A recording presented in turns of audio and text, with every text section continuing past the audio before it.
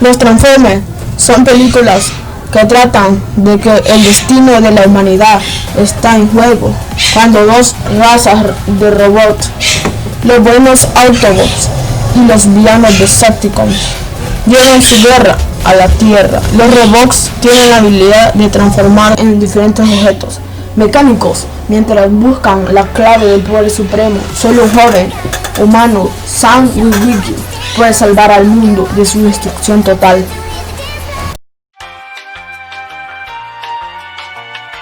Únete al grupo de WhatsApp, link en la descripción. Como decía, los Transformers son una película. Estamos hablando de los Transformers, así que el título de hoy es 7 Transformers en la vida real.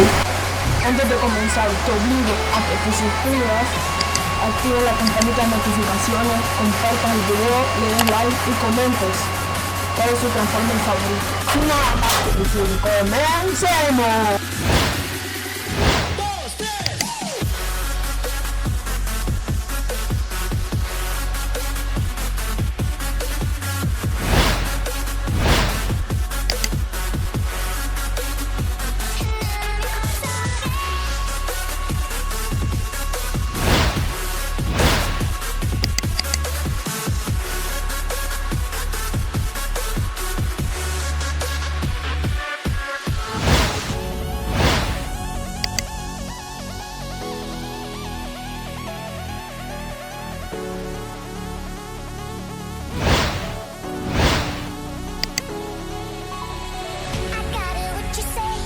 Show me what you stand for. Stop looking, walk this way. Took time to hit the dance floor. I got it, what you say. Come show me what you stand for. Stop looking, walk this way. It's time to hit the dance floor. Voice me now, through the crowd. Eyes are wide, and I'm your target.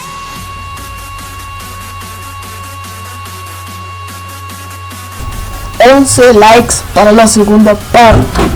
No te olvides de suscribirte, activar la campanita de notificaciones, comentar, darle like y compartir.